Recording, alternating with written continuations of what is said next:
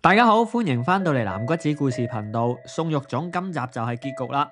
最近更新得冇咁密，係因為趕緊一本小說，嚟緊3月啦就要去馬來西亞嘅書展，而家已經寫好晒啦。之後有機會嘅話，同大家分享下入面嘅故事。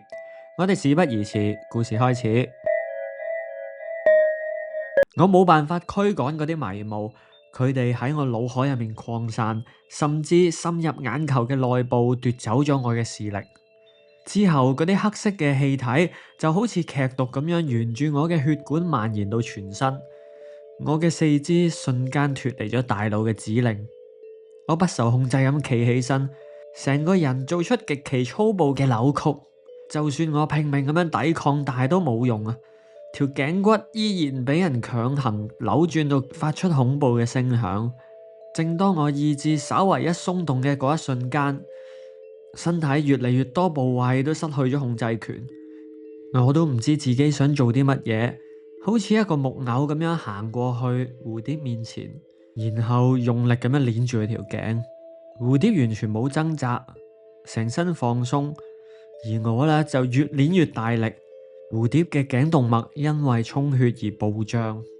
樹熊見到咁樣嘅情況，就衝咗過嚟。我嘅身體再次做出詭異嘅擺動，以超越咗人體極限嘅角度將佢踢開。樹熊企翻起身，好似美式足球員咁樣撞向我。今次我就俾佢撞到跌咗落地。唉，咁都好啲。如果唔係，我就親手殺死咗蝴蝶噶啦。可惜嘅係，因為我成身都被控制，被撞跌嘅時候完全冇任何動作，我嘅後腦就好大力咁樣撞咗落地，眩暈嘅感覺令到嗰啲迷霧輕鬆咁樣佔據咗我僅餘嘅意識。就喺呢個時候，蝴蝶竟然指住我講：我係蝴蝶啊，佢就係邪靈啦，快啲捉住佢！雖然樹熊聽唔到嘢，但係佢見到我對蝴蝶不利，就向住我衝過嚟。我想反駁，但係一擘大口，個喉嚨咧就好似俾水泥塞住咁樣，完全發唔到聲，亦都冇氣力企起身。我嘅視野變得越嚟越狹窄，淨係得翻最後一絲嘅意識，眼白白望住樹熊，拎住嗰條麻繩衝向我。蝴蝶見到樹熊拎起嗰條麻繩，竟然大叫：樹熊唔好啊！但係樹熊根本聽唔到。我感覺到麻繩粗糙嘅觸感勒住我啲皮膚，我俾樹熊成個人綁實咗。我成個人都俾樹熊綁實咗，我成個人都俾呢啲麻繩綁實咗。玩完啦，今次玩完啦。但估唔到嘅係，我腦海入面嘅迷霧竟然好似俾抽油煙機抽走晒咁樣。我恢復翻意識，樹熊都好驚訝咁樣望住我。佢舉高個拳頭準備打我，我搏命咁樣擰頭，佢先至停低咗動作。我兩隻手嘅手臂同埋身體都被紮埋一齊。我一面跳一面用手勢解釋，但係樹熊呢就一臉茫然咁。我喺褲袋拎咗部手機出嚟，示意叫樹熊攞去睇下。不過佢無動於衷。我唔怪佢啊，佢失去語言能力，又失去埋聽覺，一定好慌亂，冇辦法冷靜咁樣思考。而蝴蝶呢，就後退幾步，向我露出奸角嘅傲慢笑容，就好似企埋一邊食花生，想睇我點死咁。再咁樣落去，我一定會被當成邪靈咁樣送去河邊。如果今次再送錯種嘅話，邪靈就會贏噶啦。我只好動作笨拙咁樣一面打字向直播緊嘅阿炮求救，一面同樹熊保持距離，喺個客廳度四圍咁轉。但好唔好彩，我左腳棘右腳跌低咗。冇錯，所有驚慄電影入面嘅蠢主角都會犯上嘅錯誤，我竟然喺危急關頭都一樣犯錯。我連埋部手機都跌咗落地，直播嘅影片繼續播放。阿炮響亮嘅聲音就喺個客廳嗰度回蕩。嗱，當時咧我就一個右勾拳啊，將隻僵屍打落地。之後我咪拎個打火機將佢貼喺前額嗰度符燒咗咯。佢一面嚎哭一面向我求饒啊！佢話我千年修為竟然輸俾你呢個有為青年。然後佢就雙手揞面逃走咗。咩話？你哋想我翻去拍下嗰隻僵屍？呢一方面啊，梗係冇問題嘅。不過我都俾佢打到元氣大傷，需要休息一段時間。如果你哋想睇嘅話，即管打賞俾我。有醫藥費嘅話咧，我會復原得比較快嘅。你哋仲想知啲咩？你即管問啦。等我睇下留言先啊。喂，嗰個咩藍咩啊，藍喬子啊，你唔好喺度洗版啦。咩仿人啊，僵屍啊，千年僵屍啊，咩話？千年僵屍先至唔怕鹽咯。咩送肉粽，因為仿人驚鹽啊？你講乜嘢啫？麻煩你啊，靜靜地睇直播啦。你再嘈我啊，禁你言啊！阿炮好忘我咁樣同人哋鬧緊交，睇嚟佢都見唔到我嘅求救留言噶啦。靈機一觸，我就連帶住綁喺身上嘅麻繩衝向蝴蝶，將佢撞倒喺地上面。雖然咧我記憶中佢都有親手攞過條麻繩嘅，但係頭先的而且確全靠呢條麻繩我先至清醒翻過嚟。佢對於邪靈一定起到作用嘅。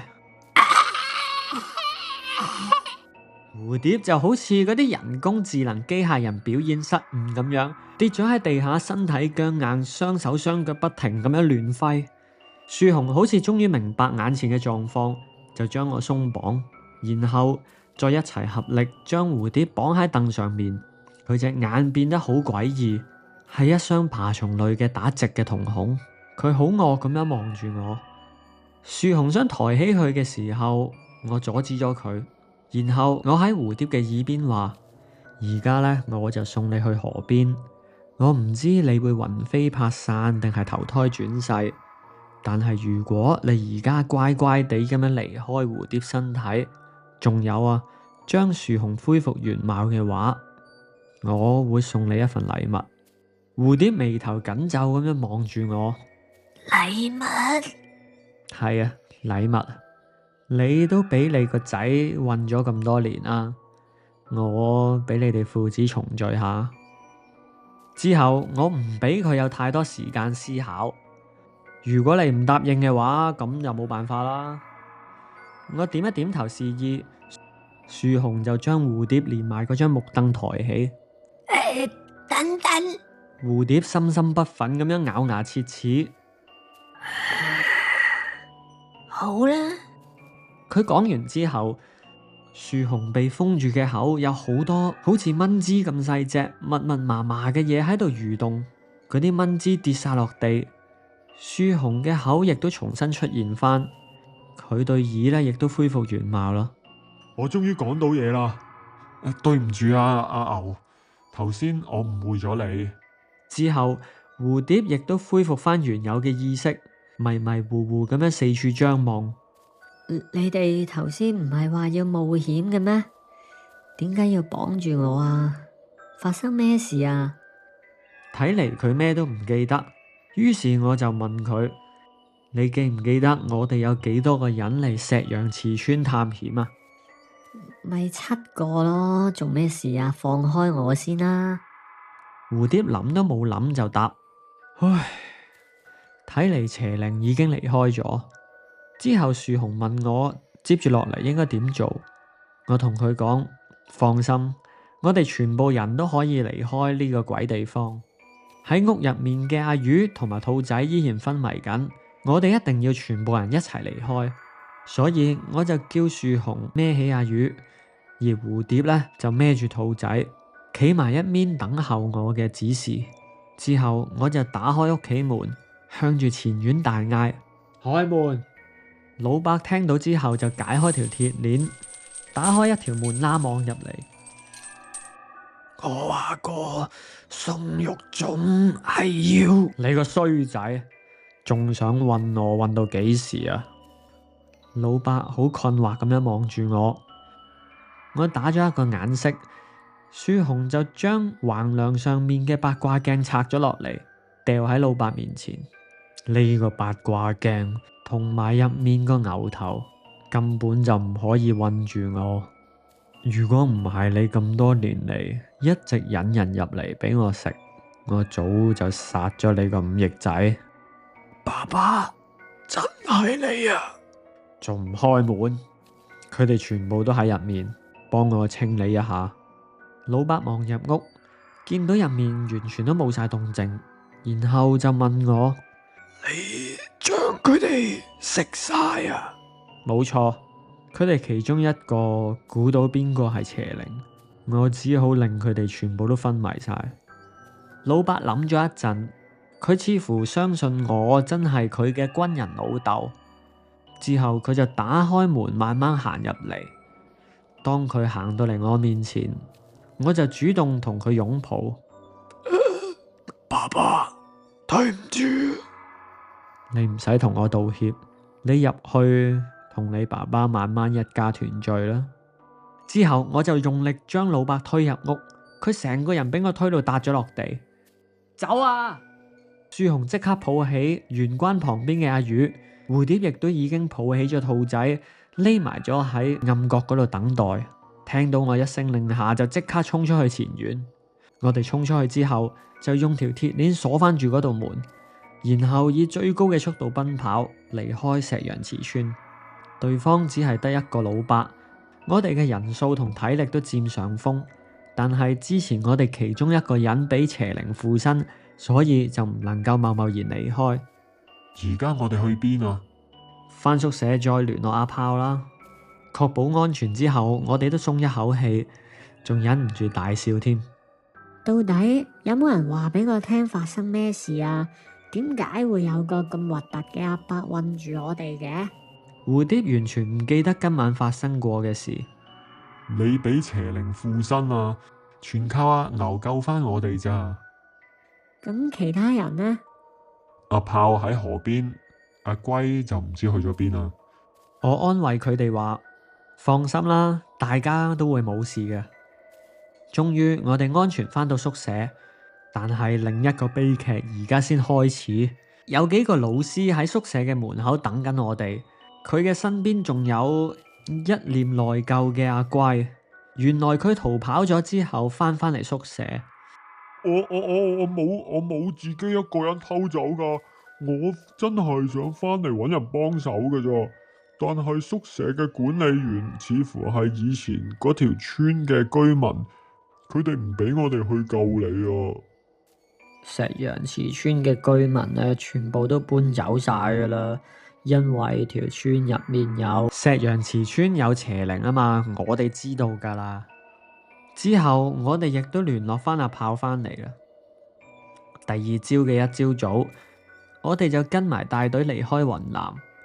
我喺飛機望出窗外面，雲南嘅景色迅速咁樣縮細。我甚至揾唔到石羊池村嘅位置。雖然我唔肯定將來嘅日子會變成點，但係我肯定嘅係嗰晚發生嘅事將會成為我哋一世嘅記憶。相對比較幸運嘅就係兔仔同蝴蝶，佢哋對於嗰晚嘅事完全都冇記憶。返到香港之後，因為兔仔條頸上面仲有條勒痕，佢唔想屋企人擔心，所以就去咗我屋企瞓一晚。到底嗰晚發生咩事啊？你可唔可以話俾我聽啊？等我沖個涼，慢慢同你講啦。沖完涼之後，我就翻入睡房。兔仔突然間大嗌：哇！點解你個背脊有個黑色嘅胎記嘅？哦，唔使咁驚，呢一個係石羊池村嘅手信。手信？呢一句當然係大話嚟啦，我唔可以講真話，因為我係邪靈。估唔到嗰個叫阿牛嘅男仔會估到我附咗喺蝴蝶身上。佢仲竟然諗到我有短暫控制其他人嘅能力。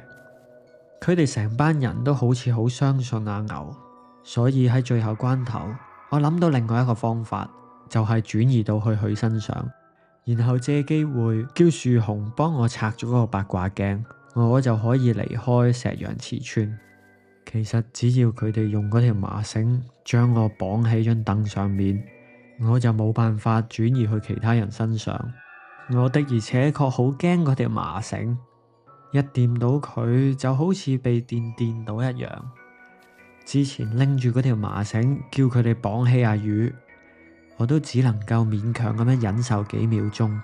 本來我嘅計劃係佢哋用咗麻繩綁住阿魚，咁嗰條麻繩就唔會對我不利啦。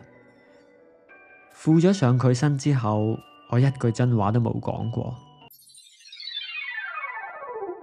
嗰個八卦鏡同埋嗰個牛頭根本就韞我唔住，佢哋全部都喺入面昏迷晒。你幫我清理一下，你入去同你爸爸慢慢一家團聚啦。放心啦，大家都會冇事嘅。喺石陽祠村嘅古屋入面，老伯就跪咗喺張凳前面。阿爸，係我不孝啊，韞咗你咁多年，我唔忍心你出去害人啊！你話你係軍人啊嘛，應該做人民英雄先啱啊！我真係冇心韞住你噶，每個入嚟嘅人，我都冇同佢哋講條麻繩有咩作用啊！咁樣你就可以自由去附身唔同嘅人身上，你就一定唔會俾人估中，次次你都贏㗎，又可以食人，所以爸爸，你唔好怪我啊！老伯不停對住空氣懺悔，但係根本冇人聽到，佢嘅爸爸亦都聽唔到，因為佢嘅爸爸而家喺阿牛屋企。手信咪玩啦，係咪傳染病嚟㗎？好恐怖啊！不如你快啲去睇醫生啦。你知唔知啊？我真係好愛你呢啲蠢女人。我伸手鏈住佢條頸，佢唔識反抗，唔識逃走，因為我嘅外表係佢男朋友。幾分鐘之後，佢嘅氣息越嚟越薄弱。我望出窗口，外面又多車又多人，同我住嘅地方好唔同。嚟到呢個人口咁密集嘅城市，我就可以不停咁樣食人，不停咁樣換皮囊，最後成為黑房人。突然間，砰一聲，有人闖入嚟我屋企。我將奄奄一息嘅女人放低，行出去睇下發生咩事。有兩個人入咗嚟，我認得其中一個係曾經闖入過我間祖屋嘅，佢好似叫阿炮。千年僵屍受死啦你！佢拎咗支水槍出嚟射向我，我反應唔切，成身都係水。突然間，我覺得好暈，四肢乏力跪咗喺度。嗰支槍入咗海水，我全身嘅組織同皮囊都產生咗排斥反應，我只能夠躺平喺地上面，望住迅速融化嘅身體由皮囊嘅毛孔滲出嚟。基於本能反應，我嘅組織不斷咁樣分泌黏液，想阻隔海水嘅鹽分入侵，但係冇乜用。我成個人都黐實咗喺地板上面，就好似俾老鼠板黐住嘅老鼠一樣。阿炮行上前，用支水槍指住我個頭。我知你已經唔係阿牛啦，放心啦，我會代你照顧兔仔啊！我有好多錢噶，我可以俾你噶。我識好多人噶，佢哋會報仇噶。如果你殺我就跳出嚟咬你。我係僵屍，送肉粽。我喺度作出最後嘅掙扎，生存嘅本能甚至衝破咗唔可以講真話嘅界限。我只需要食多幾個人，就可以變成黑房人噶啦。你俾我食埋先啦，我求下你。係咯，你終於都講真話啦。根據我嘅調查，邪靈唔可以講真話，只係你哋條村獨有嘅限制。其他嘅房人冇呢個弱點嘅喎。我困惑咁樣望住阿炮身邊嘅另外一個人，佢咁奇怪嘅。你點解要對付同類啊？耶！我想做英雄好耐噶啦，哎呀，最衰你唔俾我拍片啊！如果唔係呢條片放上網，一定爆。石陽祠村好多年前有仿人入侵，由於大家都唔知邊個係仿人，村入面嘅人開始迷信，仲出現咗送肉粽呢個儀式。當村民懷疑有人被仿人附身，就會用泡過鹽水嘅麻繩吊起佢，然後將佢送去紅河，等佢流去大海。